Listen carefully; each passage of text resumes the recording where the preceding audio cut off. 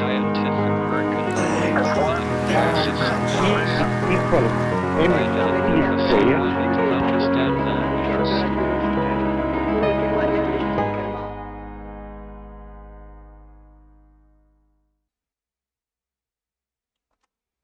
Olá, pessoal. Eu sou Daniel Girardi, sou professor da Universidade Federal de Santa Catarina, aqui no campus de Blumenau, e fui convidado a ministrar esse minicurso no Simpósio Nacional de Ensino de Física para vocês. Primeiramente, eu gostaria de agradecer a todos que se inscreveram no curso e que estão interessados e esperam que tenhamos uma boa semana de estudos e de aprendizado ao longo, dos 4 módulos que eu preparei para vocês.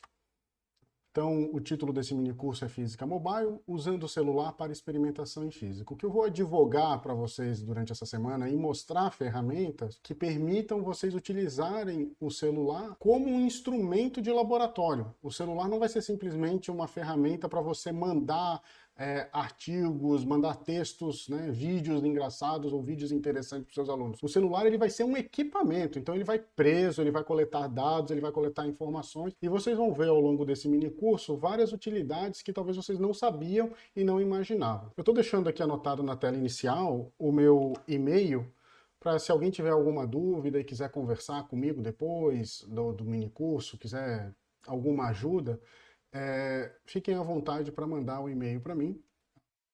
Vocês vão ver que de vez em quando vocês vão me ver olhando para baixo, olhando para os lados, é porque aqui eu tenho mais de uma tela e às vezes eu tenho que ficar me procurando aqui, achando as informações para jogar aqui e passar os slides para vocês. Então, o nosso minicurso está dividido, são 4 encontros, mas 3 encontros estão divididos em 4 módulos, em 4 partes. A primeira parte é o que eu vou falar agora nesse vídeo com vocês, que é sobre as gerações. Eu acho muito importante, quando a gente vai falar de tecnologia, a gente ter uma base de se situar no mundo e nas mudanças que o mundo nos provocou.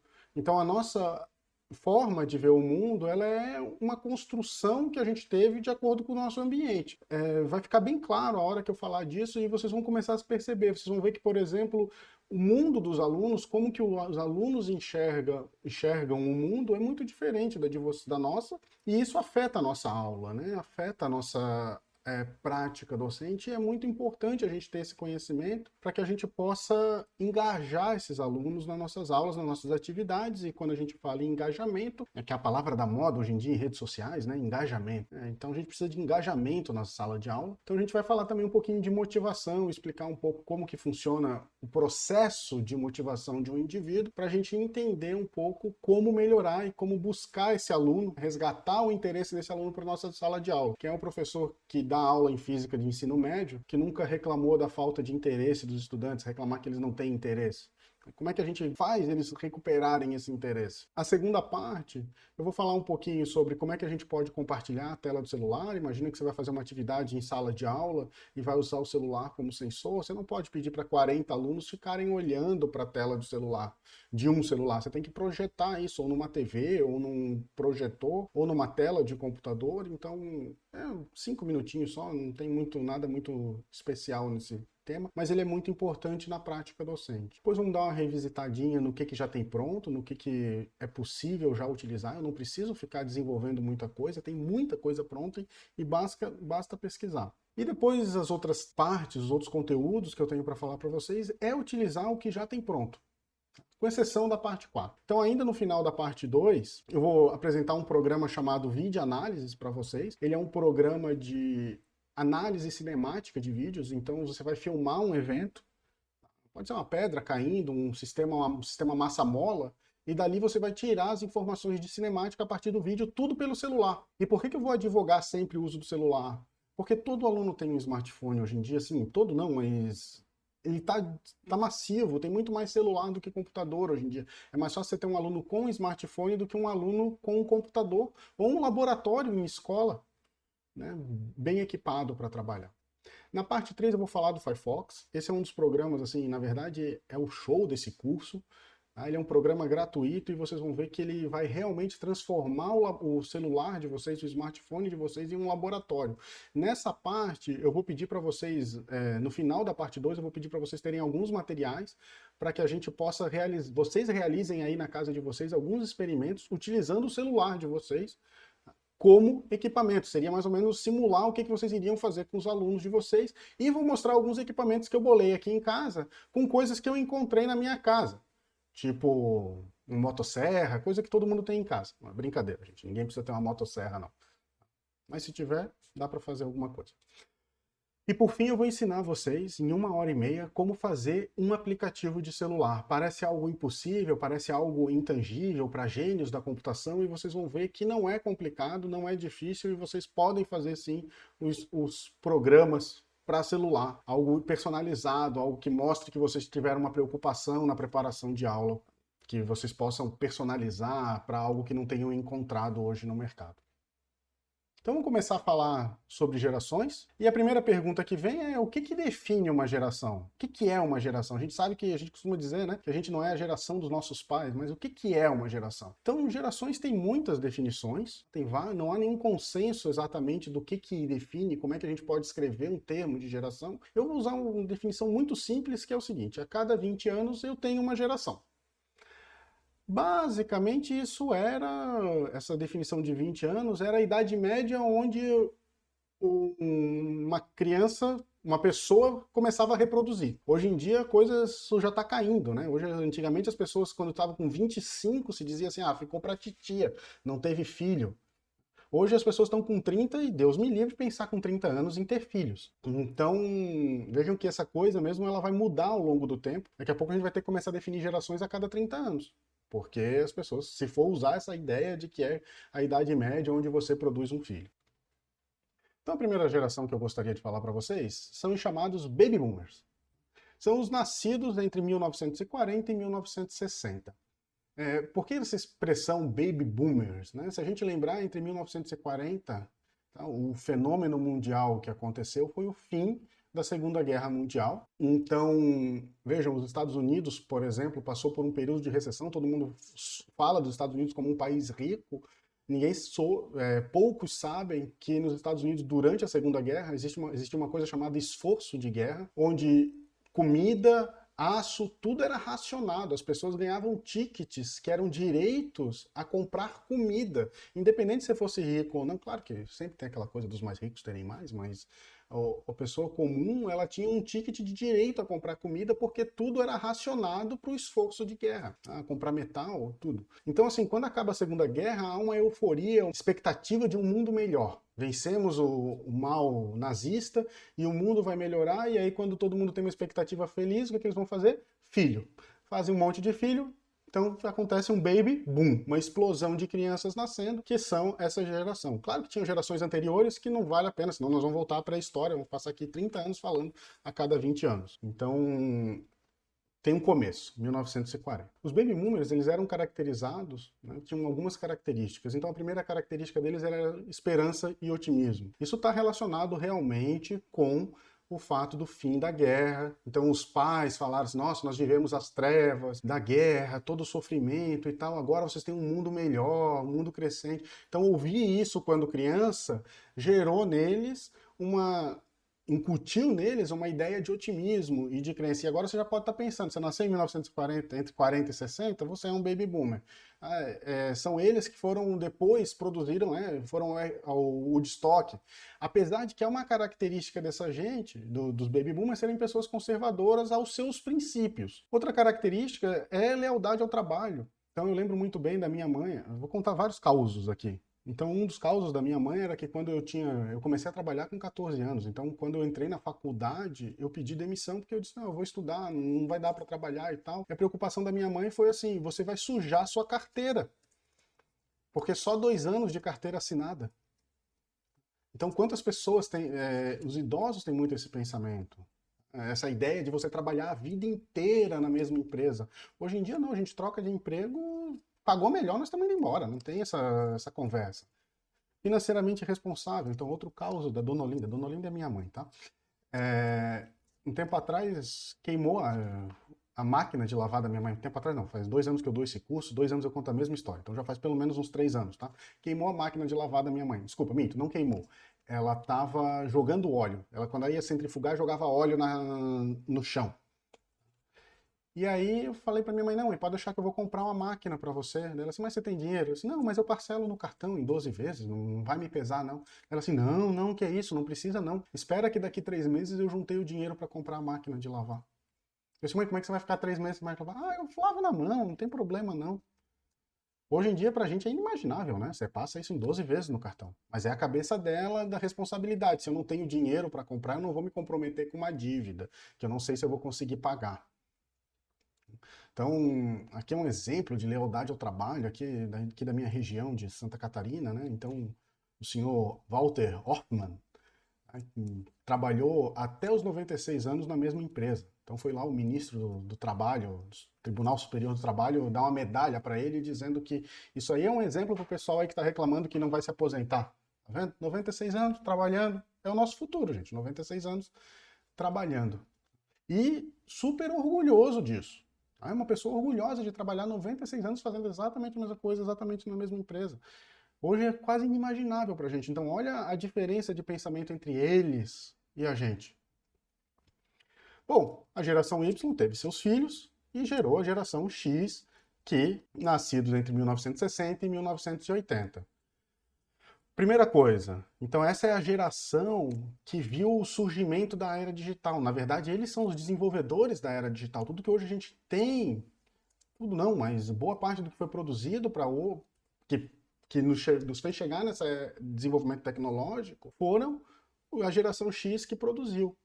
Então a geração do videogame é uma geração que, quando começou os videogames, gerou competitividade, é uma geração independente, então eles começaram a sair, ir para os grandes centros, tá? Buscar formas de crescimento, pararam de morar no sítio com os pais, foram em busca da sua independência e aceitavam mudança para isso. E é uma geração que teve maior busca de conhecimento.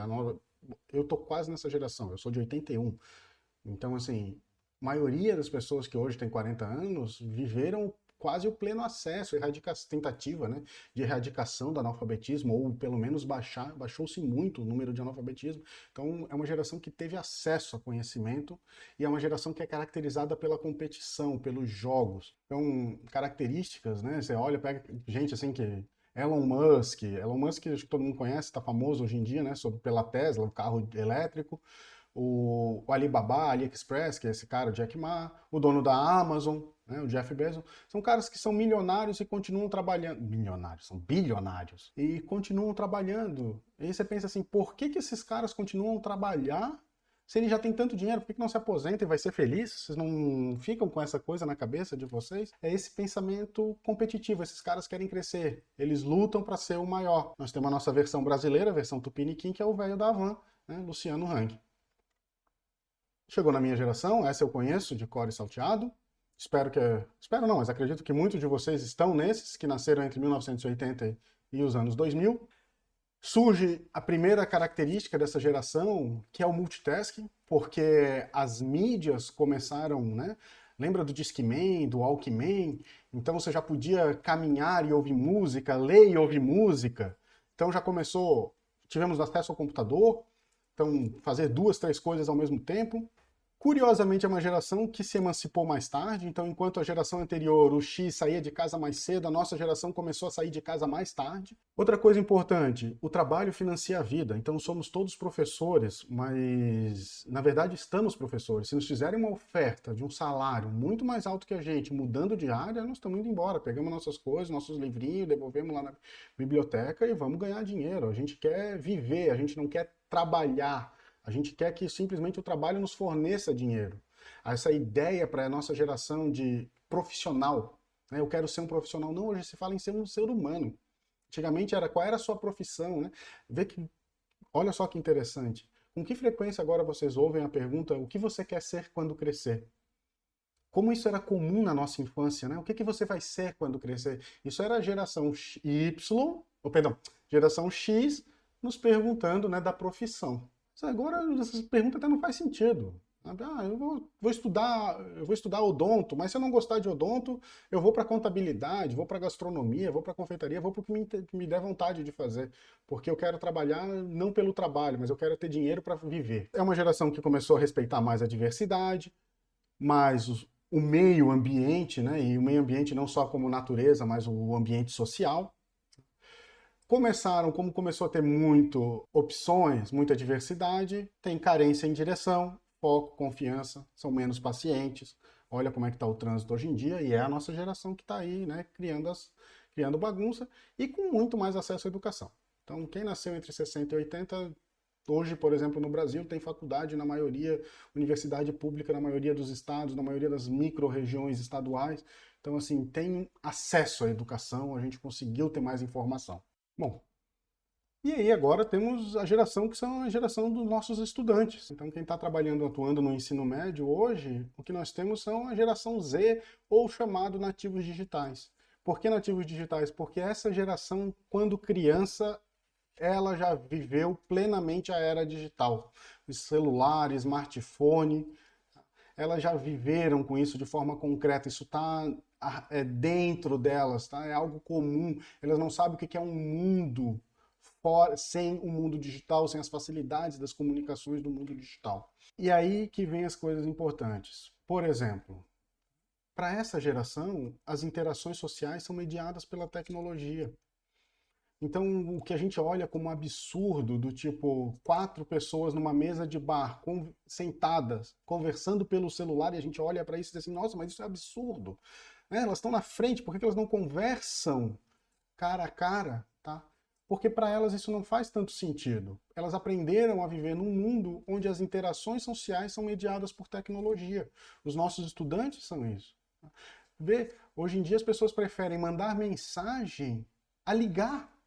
Quão mais fluido e dinâmico é uma conversa por telefone, e as pessoas hoje têm vergonha, têm medo, não sei o que elas têm, assim, tipo, ojeriza a conversar por ligação. É uma geração que está perdendo o interesse em sair de casa e interagir pessoalmente, justamente porque é muito mais fácil, né? Por que eu vou sair com uma pessoa se eu pego meu celular e eu tenho acesso a 1000 pessoas? Então, até uma coisa que tem sido falada, chamada déficit de natureza. As pessoas têm tido deficiência em ter contato com a natureza. Não é déficit de atenção, não, é déficit de natureza mesmo. Para crianças isso é algo bem sério. E isso vai ter relações muito importantes na forma de ver o mundo. Se vocês lembrarem lá do Piaget, das fases de desenvolvimento, aquela coisa, será que ainda é verdade que a criança aprende sobre física aos 4 anos? Porque hoje em dia, com 3, você já deu um tablet para a criança brincar, você passa em qualquer shopping e estacionamento, e você olha lá onde tem cadeirinha de criança, tem um tablet no encosto. Sabe? As crianças não brincam mais com brinquedo, elas brincam com tablet. Como é que você aprende física? Como é que você aprende que os corpos caem? Que existe gravidade, se o mundo agora é todo numa tela onde você toca, você move, tudo pode voar. Então, eu tenho minhas dúvidas se os, as etapas, né, o que se sabia que as crianças aprendiam, mesmo as mais não escolarizadas, se ainda é verdade aquilo, porque mudou. Essa é uma geração hiperlativa também, uma geração exagerada. Tá? E ela não é exagerada no sentido ruim da coisa, ela é exagerada porque o mundo agora para elas é gigante, perderam as portas, os tempos, né? Não existe mais. Hoje você está num... Eu estou aqui falando com vocês, eu estou aqui em Blumenau, mas vocês têm gente que talvez esteja em Portugal, tem gente que está na Bahia, no Amazonas. Tá? E se eu quiser sair daqui e ver como é que está uma câmera lá em Hong Kong, eu consigo, para ver que lá é dia.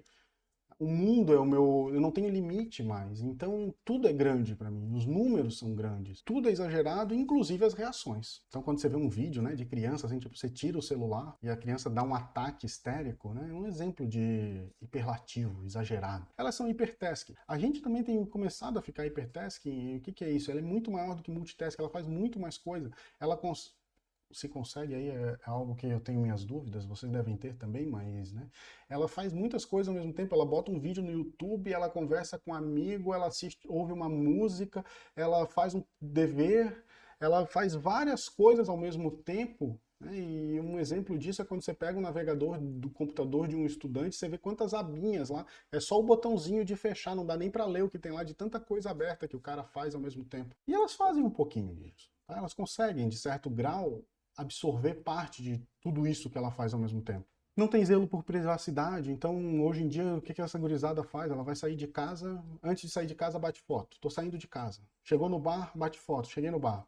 Chegou a comida, bate foto da comida. Então tudo tá no Instagram, tá tudo aberto, ela quer se mostrar. E isso é algo que a gente pode usar muito a nosso favor. Pedir vídeos. Produzam material para o YouTube, elas adoram fazer isso, então isso motiva elas, isso é uma motivação intrínseca que nós temos que aproveitar. Mais para frente eu vou falar de motivação. São extremamente criativos e colaborativos, como elas têm muito mais, um volume de informação muito maior do que a gente, isso incutiu nelas muito mais criatividade do que a gente tinha, que só assistia o Castelo Rá-Tim-Bum, Show da Xuxa e Angélica. Ou Mara Maravilha, que é um pouquinho mais velho, mas enfim. Então, elas têm muita capacidade de criar e de colaborar entre si, são muito mais colaborativos, então trabalho em equipe é para essa geração. E aí a gente precisa também começar a nos atualizar e atualizar o nosso dialeto, né? Então, se você olhar o celular de vocês, quando a gente falava, vou digitar o número, né? Como é que você ia ligar para uma pessoa? Você dizia assim, disca o número aí. Então, essa ideia do discar vem da onde? Do telefone antigo que tinha um discão que você girava ele. Isso era discar. Alguns celulares ainda, quando você liga, escreve discando. Outros agora já estão mais modernos, escrevem ligando. Discar para eles não tem mais sentido. Não faz sentido. Hoje em dia, até a palavra teclar, que talvez seja o mais comum para a gente que é mais velhinho, até para ele já está acabando isso de teclar. Porque é mais digitar. Porque não tem mais tecla. Hoje em dia é tudo na tela do celular, do smartphone, do tablet.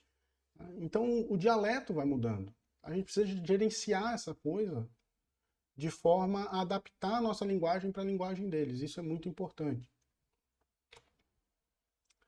É uma geração onde o real e o virtual, eles têm quase pé de igualdade. Essa imagem que eu coloco aqui, ele é um experimento que eu fiz em Física 1, o pessoal da engenharia, tá? Era um giroscópio. Eu simplesmente queria mostrar o seguinte, que quando você empurrasse essa roda na horizontal, essa roda subia ou descia.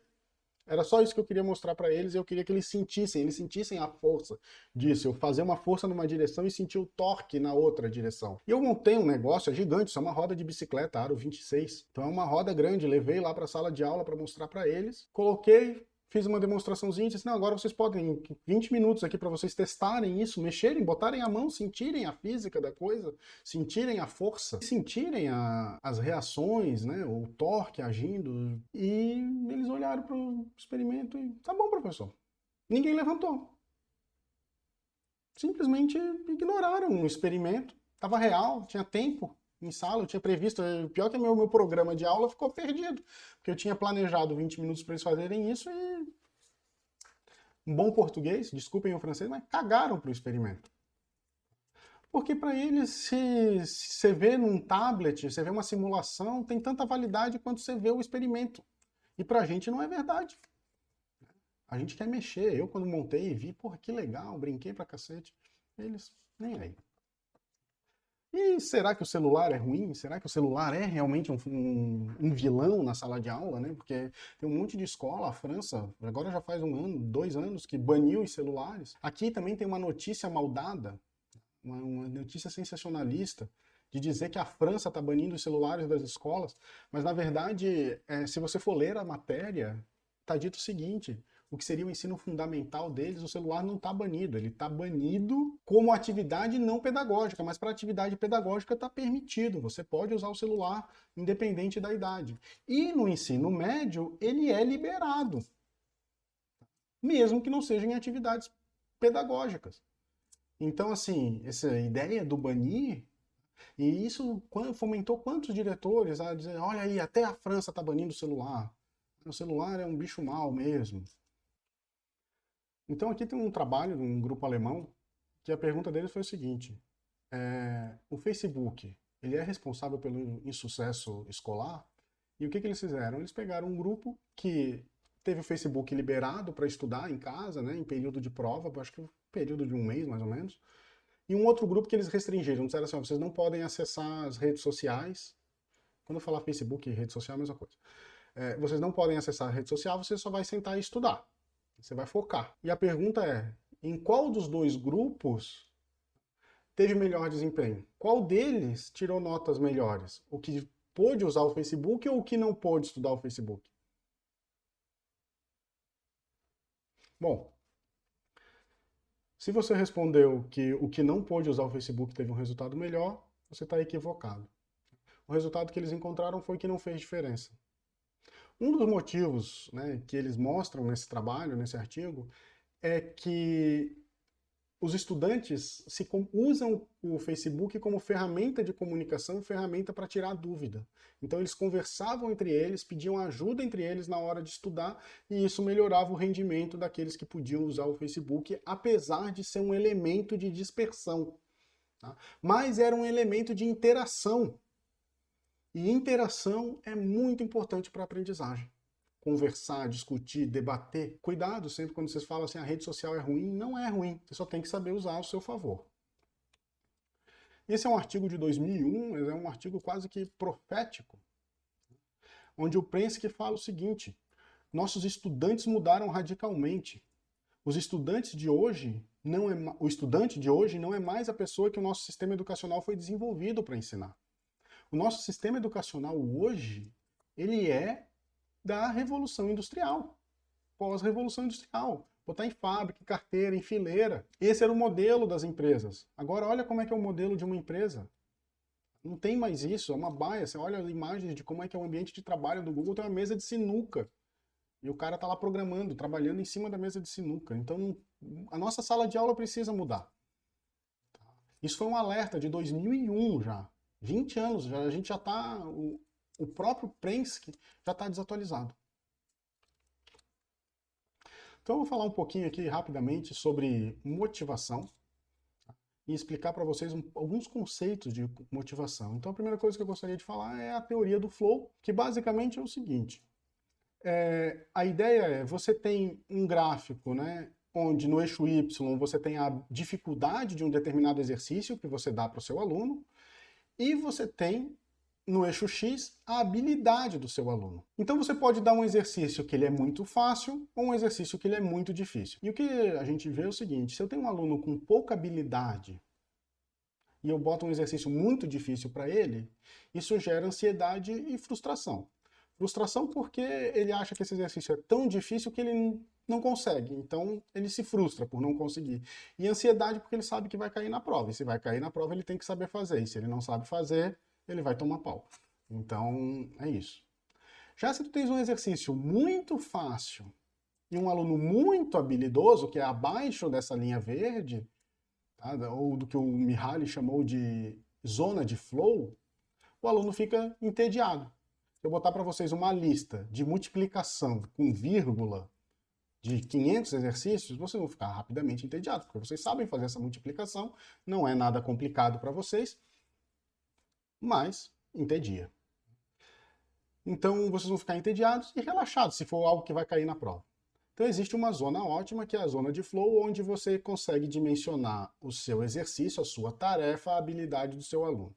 Claro que numa sala de 40 alunos com uma lista impressa isso não é possível. Nas redes sociais ou num sistema online como o Khan Academy, você consegue adaptar. Você vê se o exercício o aluno está errando muito, você aumenta, diminui a dificuldade. Se ele está acertando muito fácil, muito rápido, você aumenta a dificuldade e tenta manter ele na zona do flow, de forma que você vai guiando a habilidade dele a crescer.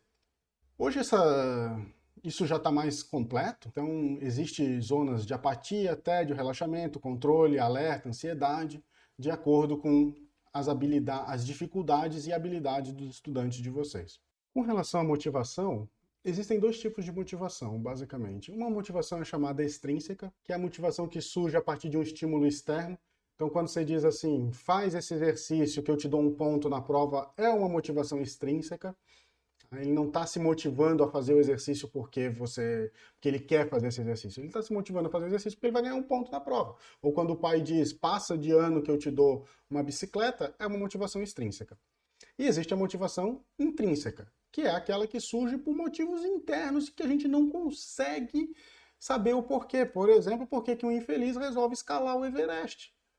Morre 10 pessoas por ano escalando o Everest, no máximo 100 pessoas tentam por ano, então você tem 10% de chance de ser o cara que vai morrer subindo o Everest. Por que diabo você sobe o Everest, gente? É frio pra cacete, gelado. É uma motivação intrínseca. Por que alguém pega pra correr uma maratona? Eu não me conformo com quem corre maratona, gente, eu sou gordo. Então, assim, desculpa, mas não, correr maratona, 42 quilômetros, para os que correm bem, 2 horas correndo, se matando, se esforçando para cruzar a linha de chegada. O que ganha, tudo bem, você entende, o profissional, né? Mas e o cara que corre por correr? Não sei, não consigo entender essa gente. Mas há uma motivação, há um elemento intrínseco dele que o motiva a fazer isso. Isso precisa ser usado a nosso favor. Então lembra daquela história que a geração Z é uma geração que ela não tem zelo pela privacidade, ela gosta de se expor, ela gosta de se mostrar? Isso é uma motivação intrínseca. Precisamos usar isso, colocá-los a produzir material que vai para o mundo, que vai ser exposta. E aí ele vai produzir melhor do que ele produz algo por uma nota. Trabalhos livres costumam dar melhores resultados, gerar um trabalho melhor do estudante de vocês do que um trabalho que vale nota. Acreditem nisso. Bom, então motivação é fundamental, é impossível, tá, gente? A gente precisa motivar nosso estudante, é impossível ensinar qualquer coisa para quem não está motivado a aprender. Quando a gente fala de celular, o cara acha assim, porque o meu aluno baixou a cabeça para ficar olhando no celular, então ele não está prestando atenção em mim. Mas você acha que porque ele está lá parado, olhando para você, ele está prestando atenção? Quantos de vocês aí fizeram algum curso recentemente e se pegaram divagando no meio de uma aula, pensando em coisa que não tem nada a ver, você está lá olhando para o cara? Quantos de vocês aí já não perderam a concentração assistindo esse vídeo, que já deve estar com uns 40 minutos, eu não sei porque depois eu vou fazer uma montagem, eu tive que fazer alguns cortes, mas quantos de vocês se perderam assistindo isso? Então, não é o fato do cara ter um celular que vai impedir ele de não prestar atenção. Ele pode não prestar atenção olhando uma borboleta do lado de fora da sala de aula. Então a gente precisa motivar nossos alunos. Aqui é um exemplo, esse chamado problema da vela, em que ele mostra bem o impacto da motivação. Você mostra pega 2 grupos, tá? E mostra esse problema aí, ó. Tem uma vela, uma caixa de fósforo e uma caixa com taxinhas. E você diz o seguinte, olha, vocês têm o grupo A e o grupo B. O grupo A, você diz assim, olha, eu preciso prender essa vela na parede. Vejam quanto tempo vocês levam para prender essa vela na parede, para conseguir prender essa vela na parede. E cronometra o tempo. Tá? Não tem nenhuma motivação, é só pelo desafio. Já o grupo B, você chega lá e diz assim, olha, o grupo A tem esse desafio aqui. Se vocês fizerem mais rápido do que eles, eu pago $20. Esse experimento foi feito realmente. Então tinha um cara que estava livre para resolver o problema e tinha um outro grupo que estava com uma motivação extrínseca, externa para resolver o problema. Bom, se alguém já está pensando em como resolver esse problema, tem a alternativa de derreter a vela e colar na parede, não funciona, a taxinha não consegue atravessar a vela e prender na parede. Depois de algumas tentativas, você descobre que a única resposta possível era essa. Tira a taxinha da caixa e usa a caixa como suporte da vela. Essa é a única solução possível para esse problema. E quem que vocês acham que chegou primeiro na resposta? Foi o grupo que não recebeu incentivo. Por quê? Às vezes o incentivo extrínseco corta a criatividade, corta a capacidade dele de tentar transgredir algumas regras impostas. Por exemplo, a regra, que não era uma regra imposta, mas era uma regra... todo mundo que olhou aquilo ali achou que o quê? Essa caixinha está aqui só para conter as taxinhas. E não que aquela caixa estava ali como uma ferramenta de possível solução. Tá? Então você precisa ter uma criatividade e uma capacidade de transgredir essa regra que nem era uma regra escrita, mas era uma regra que estava mais ou menos incutida na cabeça da pessoa. Curiosamente, tem um problema da vela para idiotas. Se você apresenta esse problema agora, o que mudou de antes para agora? Mudou simplesmente que as taxinhas já estão fora da caixa. Então agora você não olha aquela caixa ali como uma possível solução. Você olha aquela caixa ali... você não olha aquela caixa ali simplesmente como um container de taxinha. Você olha como uma possível solução. E nesse caso aí, quem recebe o incentivo financeiro é mais rápido. Então como que é o nosso problema de física? As taxinhas estão dentro da caixa ou fora da caixa? F igual a MA, dado M, dado A, quanto é F? Então nossos problemas são sempre muito mecanizados. Então a gente pode trabalhar com problemas mais complexos. Tem um artigo, esse artigo está em inglês, mas vale muito a pena ler, pegar para ler, que é o artigo do Baxter e do Glaser, que é sobre como que você avalia problemas. Esse é um problema de física, né? Como é que você pega um problema mais aberto? A primeira coisa, ele classifica o problema de duas formas, em termos de processo e em termos de conteúdo. Então você pode ter um problema cujo o processo é limitado. Imagina um sistema massa-mola, onde você só pode ficar aumentando a massa, você não tem mais o que fazer, é um processo simples. Tá? Ou você tem um problema onde você não tem nada, você tem que construir uma mola, você tem que construir um container de massa, por exemplo, estou pensando no sisteminha massa-mola. Tá? Então ele é completamente aberto. E você tem em termos de conteúdo, tem problemas de conteúdo pobre e de conteúdos ricos. E ele te dá um framework, uma forma de analisar soluções e analisar aprendizado, tá? Baseado em problemas que são de conteúdo ricos e conteúdo aberto. Então, primeiro ele dá um exemplo clássico, né, de conteúdo rico e conteúdo aberto, que é esse aqui. Isso aqui é a folha do Maple, tá? E ele, basicamente, essa folha ela é curiosa porque quando ela cai, ela faz um helicópterozinho. Tá aqui nesse vídeo, vocês vão ver, ó. Então ela pede para analisar, pede para os estudantes analisarem como que essa ferramenta, como que essa folha faz para voar. E aí você pode discutir, inclusive,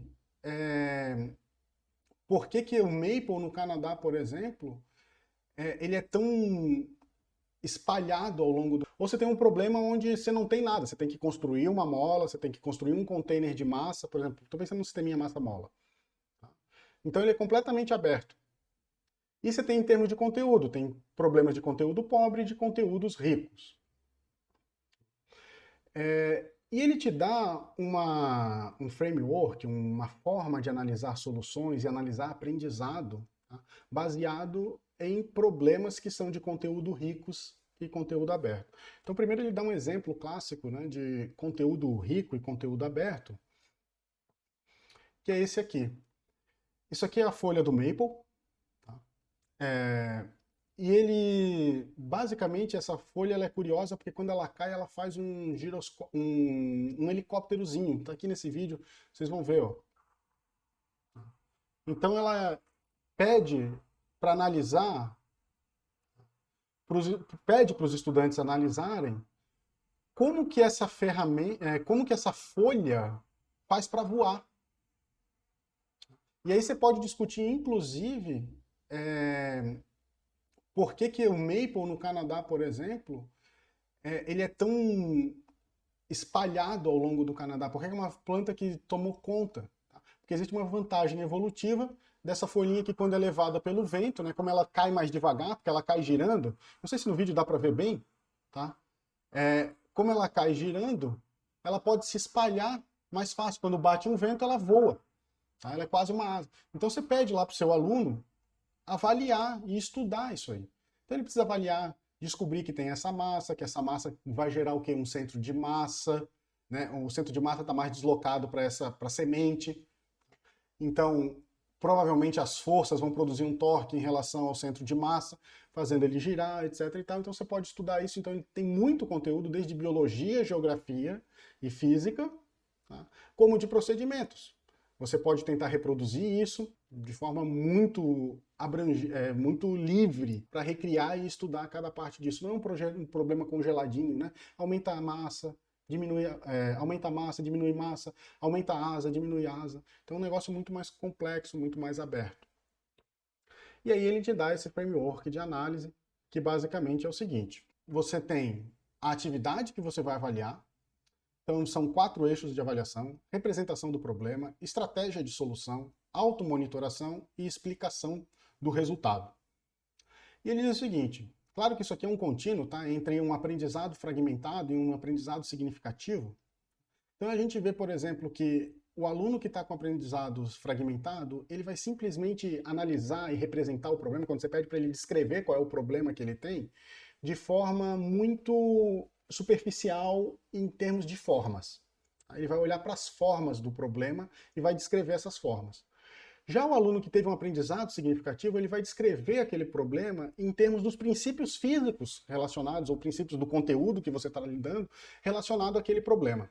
Quando você tem um problema e que esse problema precisa de uma resolução, você vê que o aluno que está com conhecimento fragmentado, essa tentativa de solução ela é simplesmente por tentativa e erro. Ele vai mexendo de forma aleatória até achar uma solução. Já o aluno que aprendeu de forma significativa, ele é mais eficiente. Ele busca mecanismos de responder perguntas e que guiem ele à solução.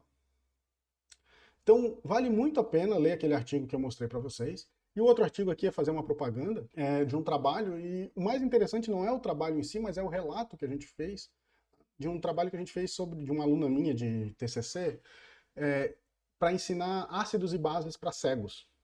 Então a gente fez uma sequência de ensino, né, de uma unidade de ensino potencialmente significativa, e aí vale a pena ler o relato, principalmente no que tange ao aprendizado do eu falei cego, tá? Mas é deficiente visual, desculpa, gente.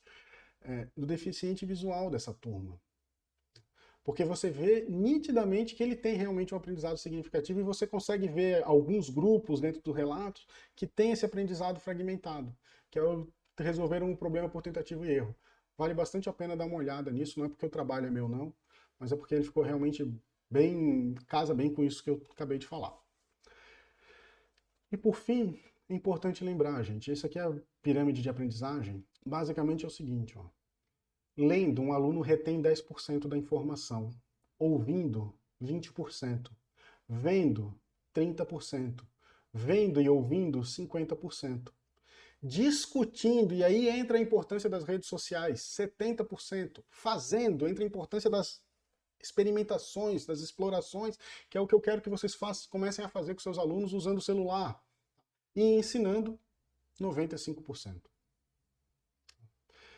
Lembrando, né, então, esses primeiros 4 são o que a gente chama, sempre aprendeu de passivo, o aluno é simplesmente um agente que recebe a informação, e os outros, discutir, fazer e ensinar, ele é agente ativo do processo de aprendizado. Essa é a chamada pirâmide de Glasser, tá? Não é Glaser, é outro autor, foi proposta por William Glasser. E ele fala, a boa educação é aquela em que o professor pede para que seus alunos pensem e se dediquem a promover um diálogo para promover a compreensão e o crescimento do estudante. Bom, gente, encerro aqui essa primeira parte. Eu peço para vocês, antes de começar o vídeo da segunda parte, baixem. Tem alguns vídeos que eu coloquei lá para vocês fazerem o download, para vocês poderem reproduzir com você, aí no celular de vocês ou no tablet, o experimento que a gente vai fazer. Tá? Ou, pelo menos, não vão fazer o experimento, mas vocês vão analisar o experimento junto comigo. E se vocês tiverem um mouse que conecte ao celular de vocês, pode ser pelo cabo ou pode ser por Bluetooth, não é obrigatório, mas facilita a análise, tá? Deixa mais rápido. Então a gente se vê no próximo vídeo e espero que todos descansem um pouco, não vão para o próximo vídeo já, dá um tempo, pensa um pouco, reflete. Lembre dos estudantes de vocês, lembre dos pais de vocês, para ver como um pouco do que eu falei aqui se ajusta ao mundo observado de vocês. Tá bom? Até o próximo vídeo, gente.